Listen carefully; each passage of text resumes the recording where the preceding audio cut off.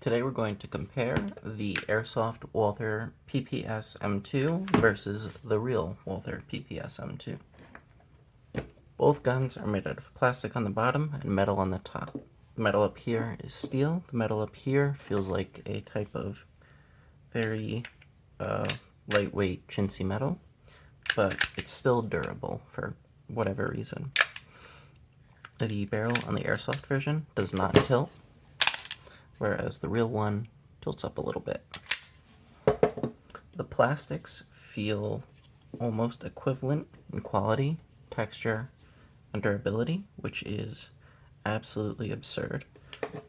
This Airsoft pistol is about 2 years old.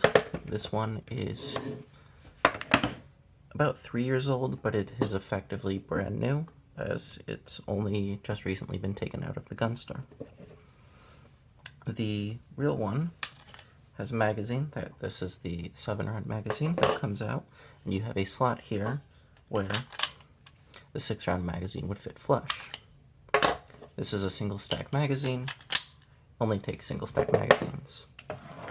The real one, the Airsoft one, is also a single stack magazine. However, it takes these little stick mags with the base plate that does not cut out the same size as the real one. As you can see, quite a bit still there. The shapes are equivalent. If you picked up both guns, they would feel, aside from the weight difference, they feel exactly the same. It's quite shocking how similar, because Airsoft guns don't commonly feel as similar to the real guns, often because the rifles have to fit a motor in the grip, so they're often wider. The Airsoft one has a removable back strap where you would place your CO2, and it's also a wrench, so you can use the screw. There is nothing in the back, however, with the real one, if you pull the trigger, the back thing comes out, so while shooting myself, it comes out when you pull the trigger. Trigger reset. It's very nice, and it has a very crisp trigger. The Airsoft one currently has some CO2, though it's mostly done.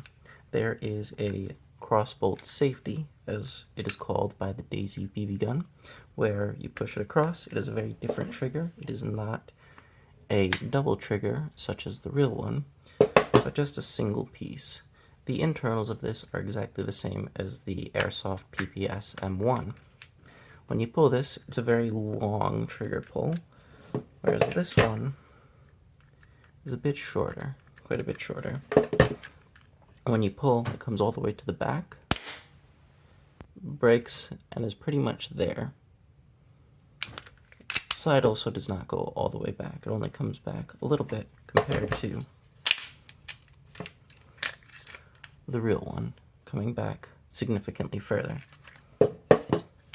whereas it wouldn't even eject around. The real one's trigger, when you break, it has the same amount of, maybe a little more movement on the real one compared to the Airsoft one after it breaks to get all the way to the back.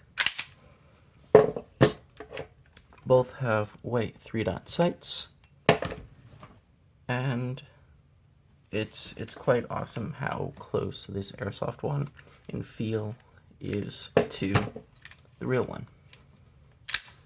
So if you do have the real one and you want to practice safely, this was $75 a few years ago. It is now $100, and it comes in a cardboard box, and you have an Allen wrench for something called hop up. It doesn't shoot very far. It's not very accurate, but it's reliable. It works a long time, and you can leave the CO2s in here, and the CO2s last a very long time. You could get replacement magazines to practice your reloads if you so desire. Whilst I'm still here, this is a Winthrop holster. Unfortunately, they went out of business, but this is for the PPS M2. The Airsoft version fits in perfectly, as well as the real one. There is literally no difference in feel, placing, and removing. They are exactly the same. And that's the similarities and differences that are important between these two models.